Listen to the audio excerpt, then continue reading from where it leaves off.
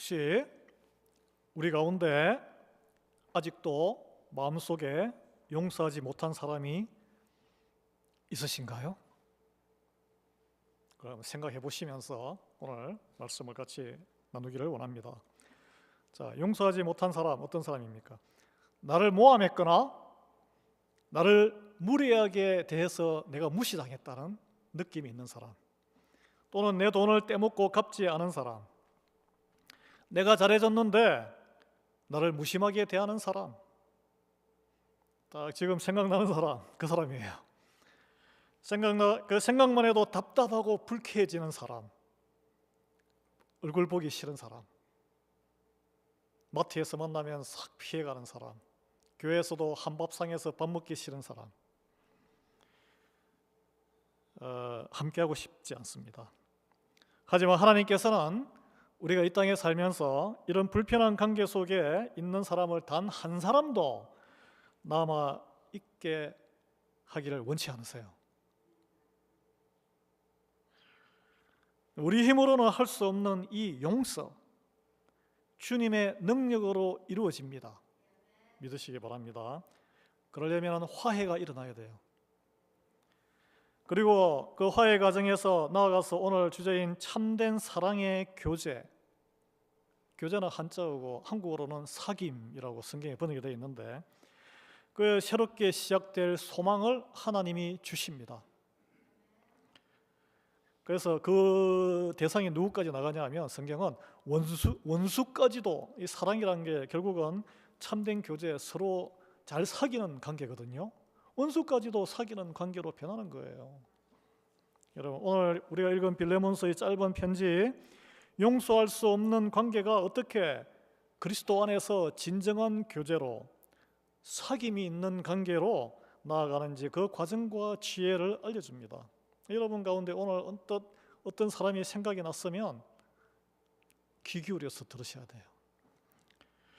빌레몬서의 편지의 핵심은 용서입니다.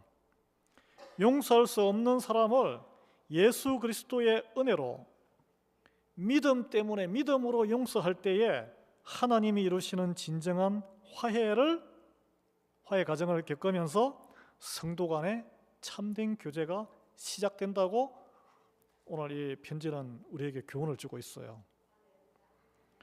우리 참된 교제가 어떤 과정과 모습이냐 한번 살펴보겠습니다. 첫 번째, 자, 우리가 일상에서 겪는 배신감, 거기서 나오는 갈등을 다르게 해석을 해야 됩니다.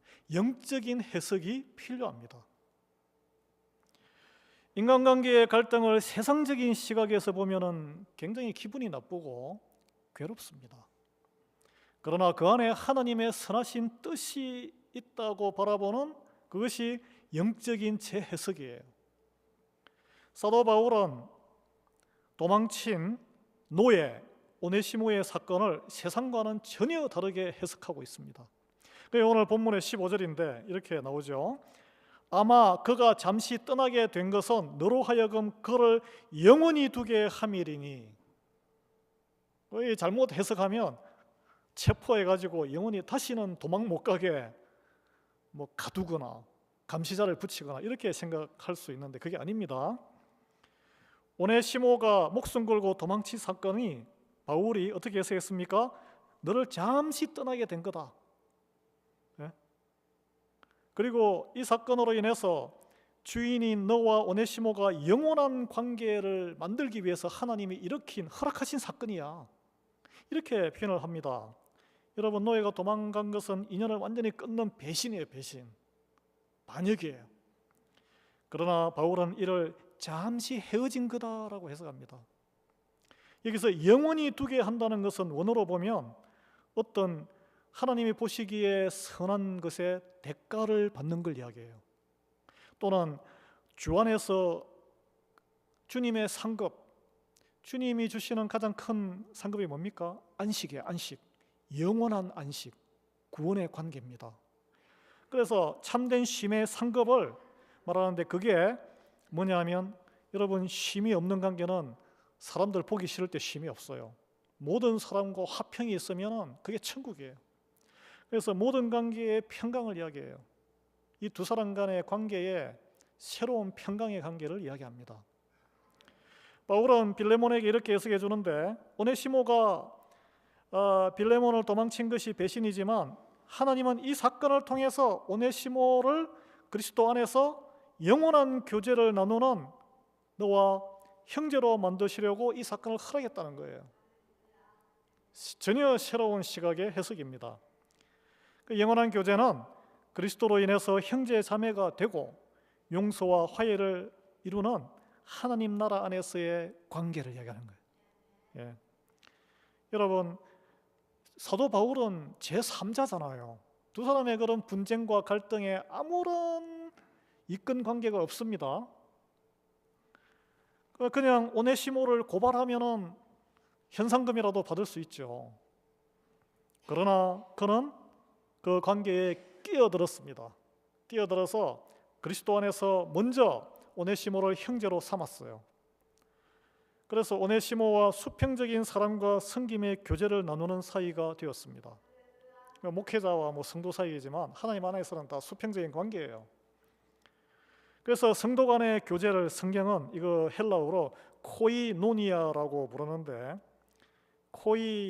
코이노스라는 것은 이게 이 공동체, 공동, 그러니까 영어로 하면 쉐어링, 나눔이라는 뜻이 본뜻이에요. 원래 이게 확장된 뜻은 파트너십, 관계 가운데 파트너십, 참여, 친밀한 관계, 재정적인 축복, 재정적인 베품, 상호 헌신, 상호 소통, 그리고 그리스도 안에서 커뮤니언, 성찬식의 공동 참여, 이런 게 다 포함되어 있습니다. 한국어 성경에는 단어가 또 사귐이라는 순한국어 단어로 번역되기도 했는데요. 요한일서 1장 3절에 보면, 자, 이 사도 바울이 이렇게 애쓰는, 사도 요한도 그렇고 애쓰는 이유가 이렇게 나옵니다. 우리가 보고 들은 바를 너희에게 전함은 너희로 우리와 사귐이 있게 하려 함이니, 우리의 사귐은 아버지와 그의 아들 예수 그리스도와 더불어 누림이라 라고 했습니다. 뭘 누립니까? 뭘? 주 안에서 안식을 누리는 거예요. 갈등을 누리는 게 아니에요. 우리는 예수님을 통해 하나님과 사귀고, 즉 교제하고 다른 교우들과 사귐의 축복을 누리기 위해 교회에 온 거예요. 일하러 온 게 아니에요. 교회는 하나님은 우리가 세상에서 사귀지 못할 사람이 없도록 용서와 화해를 통해 참된 교제의 축복을 누리게 하시려고 우리를 자녀 삼으셨다는 거예요. 우리 가정 안에서도 얼마나 이 갈등이 많습니까? 그리스도인으로 이렇게 복음을 준 것은 이런 사귐의 누림, 안식에 평강이 있게 하는 삶을 살고 그것이 영원한 시간으로 연결되게 하기 위해서 하나님이 우리를 부르신 것입니다.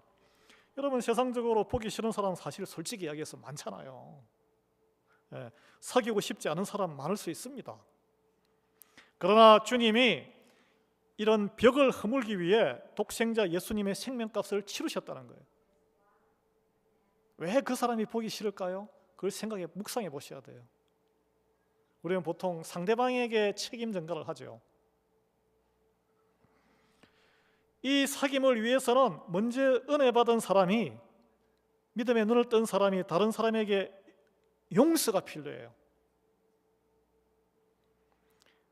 자, 빚을 받을 권리가 있는 사람이, 화를 낼 이유가 있는 사람이, 서운함이 마음속에 있는 사람이 그 빚, 그 화, 그 서운함을 포기하는 것이 믿음의 결단입니다.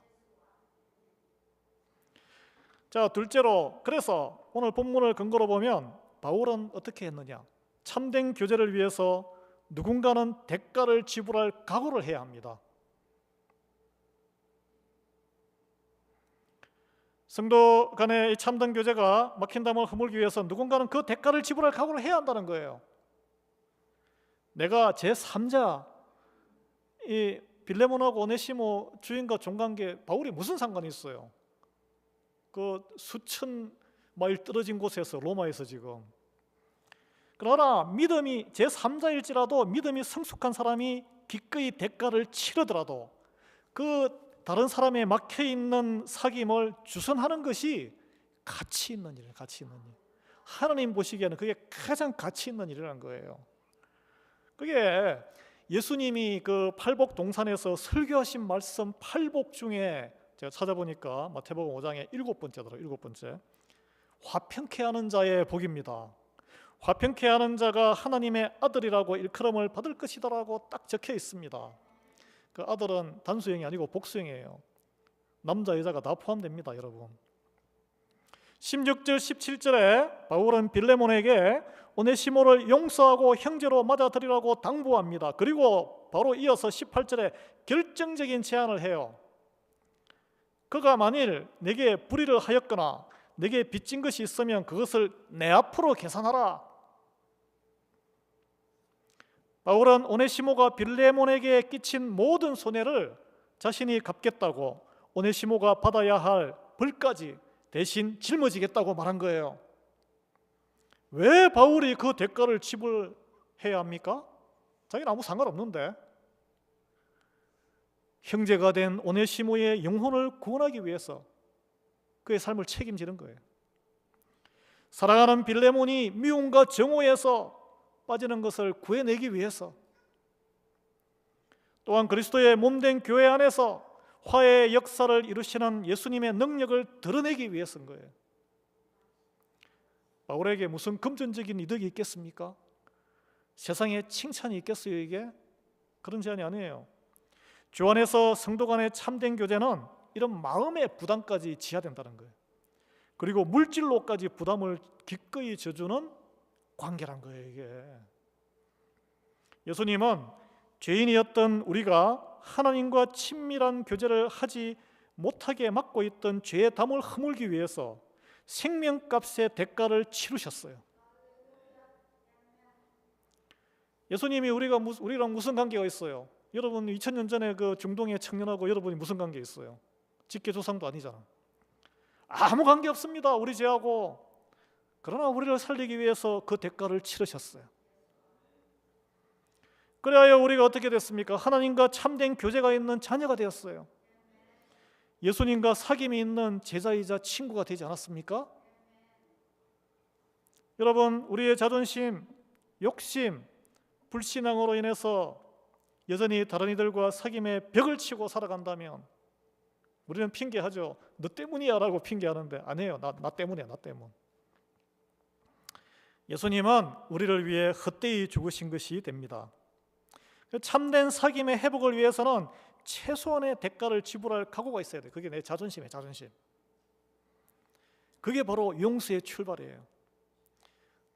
나아가서는 어떻게 드러나느냐, 그게 다른 형제 자매를 위한 재정적인 부담을 자처하는 거예요. 내 명예가 좀 깎여도 괜찮아요. 참된 교제는 내 명예가 깎이고 재정 부담을 공유하는 행동화된 믿음의 실천으로 드러납니다. 그게 성령 충만의 증거예요. 코이노니아는 공유, 함께 나눔, 공동 소유, 연합의 뜻도 가지고 있습니다. 여러분, 그리스도의 몸 교회를 한 몸이 된 공동체라 그러잖아요. 몸이 안에 많은 기관이 있죠. 각 기관이 역할을 제대로 큰 역할이든 작은 역할을 해야 합니다. 근데 가만히 있으면 그 몸 세포는 죽어 썩는 세포예요. 또 해악을 끼치는 세포는 뭐라 부릅니까? 암세포라 그러죠. 그리고 우리 몸의 한 부분이 아프면 손끝에 뭐 이렇게 가시가 들어가도 여기만 신경이 쓰이잖아요. 아프다고 이야기하잖아. 또 어떻게 빼달라고. 온 몸이 여기에다 신경을 집중합니다. 에너지도 다 집중하고. 그게 교회예요, 교회. 여러분, 성령님이 역사에서 이제 시작된 교회, 초대 교회는 사도행전에서 믿는 사람이 다 함께 있어 모든 물건을 서로 통용하고 또 재산과 소유를 팔아 그 사람의 필요를 따라 나눠주며라고 했습니다. 자, 이걸 보면 참된 교제가 물질을 통해서 실천되는 그런 관계가 되기 위해서는 성령 충만함이 있어야 된다는 거예요. 제가 로마서 8장 14절 연결되어 있습니다. 이 말씀이 하나님의 아들들이라고 이 팔복에도 하나님의 아들들 화평케 하는 자 이렇게 나와 있는데, 자 8장 14절에 보면 이 신약 성경 250페이지예요. 무릇 하나님의 영으로 인도함을 받는 사람은 성령님이잖아요.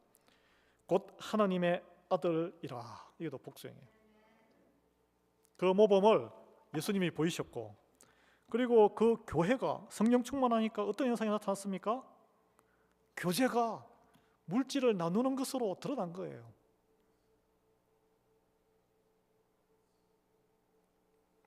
이게 교제예요, 교제. 이 물질의 나눔이 마게도니아, 데살로니가 교회 이런 데 말하는 거죠. 예. 아가야 교회, 고린도 교회 이런 데 이야기합니다. 그 교회에서 예루살렘의 그 교회에 베드로가 있던 과부들이 굉장히 많았거든요. 뭐 헬라파냐, 뭐 그러니까 해외 동포냐, 그 동네 살던 과부냐, 서로 구제금 많이 가져가려고 막 그런 분쟁이 있어서 집사님을 세운 거 아니에요, 그거? 그 잘 교통 정리하라고. 근데 예루살렘 교회를 돕는 구제와 선교 후원을 하는 형태로 나타났다는 거예요. 물질의 나눔이. 여러분, 성도의 교제는 우리는 이렇게 생각해요. 단순히 예배 함께 드리고 함께 식사하고 함께 안부 나누고 그 이상입니다. 단기 선교 후원에 참여하고 우리 교회를 넘어서 더 큰 교회와 연대 사역에 적극으로 참여하는 것까지 포함되는 거예요. 그게 교제예요, 교제. 자, 세 번째, 주 안에서 오늘 본문을 바탕으로 참된 교제의 관계는 어떤 것이냐? 서로 신뢰하고 믿음의 도전에 참여를 기대하는 관계입니다. 자, 이게 중요한데, 믿음의 참여의 도전에 응해올 것을 기대하는 관계란 거예요. 여러분, 서로에게 대한 믿음의 기대감이 있습니까? 21절 말씀 보십시오. 여기서 나는 바울이고 너는 빌레몬이에요. 순종할 것을 확신함으로 너에게 썼노니, 이 편지를 쓰는 거예요.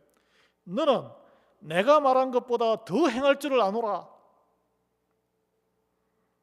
여러분, 우리 모두가 다른 교우들이 부탁하거나 건면해 올 때 그 부탁하는 건면하는 사람이 이 형제님, 이 자매님은 내가 말한 것보다 하나님이 기뻐하는 일을 더 행할 줄을 내가 기대하고 알아 라고 그런 확신을 가지고 다가오는 그런 한 사람이 되기를 예수 그리스도의 이름으로 축원합니다. 근데 저도 그래요. 어떤 우리 교우들에게 하나님의 선한 일을 함께 하자고 말을 해야 되나 말아야 되나 목사가 고민을 한다니까. 이분한테 괜히 또 이야기했다가 시험 들어서 교회를 그나마 나오는데 안 나와버리고, 예? 말을 해야 돼 말아야 돼. 하나님이 기뻐할 일이고 하면은 믿음이 성장하는 일인데 왜 고민하게 만드세요, 목사를? 그런가 하면 어떤 분들은 제가 말을 한마디 딱 이렇게 건면하면은 의기투합해가지고 제가 놀랄 정도로 더 열심을 내세요. 자, 바울은 빌레몬에게 이 수준을 넘어서 말합니다. 하나님의 선한 일, 도망친 노예를 용서하고 형제로 받아들여 섬기는 일 쉽지 않아요. 천지개벽할 일이에요. 모든 사회의 기존 질서를 뛰어넘는 일이에요. 그런데 내가 말하는 수준 이상으로 너는 더 행하게 될 줄을 내가 안다 그래요. 이게 놀라운 일이에요. 이건 평상시에 그가 어떻게 신앙생활을 했으면 그럴까? 빌레몬의 신실한 믿음의 수준이라고 저는 그걸 바울이 확신했다는 것을 압니다. 이런 신뢰를 받아야 되는 거예요. 누구에게? 목사에게, 다른 교우들에게. 그런 믿음의 도전, 목표가 있기를 예수 그리스도의 이름으로 축원합니다. 믿지 않는 자에게 일이 주어지지 않아요. 세상도 마찬가지입니다. 회사에서도 충성을 다해서 열심을 하는 사람에게 더 큰 프로젝트가 주어지고 승진의 기회가 주어져요. 하나님 나라는 그렇지 않겠어요? 이처럼 기쁘고 은혜로운 관계, 하나님의 능력이 나올 수밖에 없는 교우의 관계가 참된 교제가 있는 관계예요. 그리스도 안에서 서로 용서하고 화해할 때 나타나는 참된 교제의 관계, 서로 격려하고, 자 여기서 중요한 거, 서로 기대하고 믿어주고 하나님 나라의 일을 건면할 때 2배 이상의 열정으로 함께 행할 줄을 기대하는 관계란 거예요. 예배 좀 나오십시오 하는데 그나마 나오던 예배도 그냥 도망쳐버리니 걱정이 된다면 어떻게 건면을 하겠습니까? 결론 맺겠습니다. 오늘 우리는 빌레몬서를 통해 참된 교제, 코이노니아가 무엇인지 살펴보았습니다. 여러분, 여전히 우리 안에 있는 찌꺼기처럼 용서하지 못할 사람에 대한 마음, 불편한 관계의 벽을 허물기 위해서 하나님께서는 우리에게 코이노니아, 이 참된 교제의 사귐을 통해 모든 관계 가운데 안식, 천국을 경험하면서 살아가도록 소망을 주시는 분이에요. 참된 교제는 3가지의 핵심을 통해 이루어지는데, 첫 번째, 여러분 가운데 마음에 그런 분이 있으면 배신과 갈등을 영적으로 재해석해야 된다는 거예요. 인간적으로 해석하면 안 돼요. 말씀을 보셔야 말씀이 적용이 되어서 해석이 가능하죠. 세상적인 시각이 아닌 하나님의 선하신 뜻 안에서 모든 관계의 어려움을 바라봐야 합니다. 바울이 오네시모의 도망을 잠시 떠난 것으로 해석했듯이 말입니다. 두 번째, 이 막힌 담을 허물기 위해 누군가는 대가를 지불할 각오를 해야 합니다. 예수님께서 우리의 죄를 위해서 생명값을 치르셨듯이 우리도 용서와 화해를 위해 내가 먼저 기꺼이 희생할 준비가 되어야 한다는 거예요. 그리고 나는 제3자지만 믿음이 있는 사람이, 먼저 회개한 사람이 그 관계에 비용을 지불할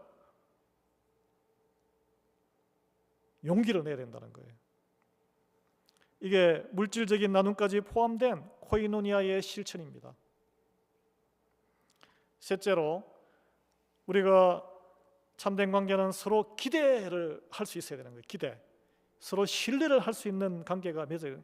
걱정이 돼가지고 이걸 좀 더 믿음을 끌어올려면 더 멀리 도망가면 어떡하나, 이런 불안한 마음을 주는 관계가 되면 안 된다는 거예요. 바울이 빌레몬의 순종을 확신하며 그가 말한 것보다 더 행할 줄을 안다고 했던 것처럼 이 말씀을 오늘 묵상하시기 바랍니다. 놀라운 일이에요. 우리가 서로를 믿어주고 격려하고 하나님의 일을 함께 이루어 나가는 공동체가 되어야 합니다. 이러한 참된 교제가 우리 교회 안에 가득하고 우리의 가정에 가득해서 서먹한 관계, 용서와 화해를 통해서 천국의 영원한 관계, 정말 일상의 안식이, 주님의 안식이 있는 관계에 그런 천국의 이루어짐의 변화가 있기를 예수 그리스도의 이름으로 축원합니다. 기도하겠습니다. 하나님, 죄인들을 용서하시고 화해케 하시어 참된 교제로 천국을 지금 이 시간 살게 하시는 사랑의 하나님, 오늘 이 시간 참된 교제에 대한 말씀을 통해 우리의 마음을 열어주시고 깨닫게 하시니 감사드립니다. 저희 안에 아직 남아있는 용서하지 못할 마음들, 관계의 벽들을 주님 앞에 다 내려놓습니다. 주님, 저희에게 영적인 해석의 눈을 허락하시고 모든 갈등 속에서 하나님의 선한 뜻을 발견하게 하시옵소서.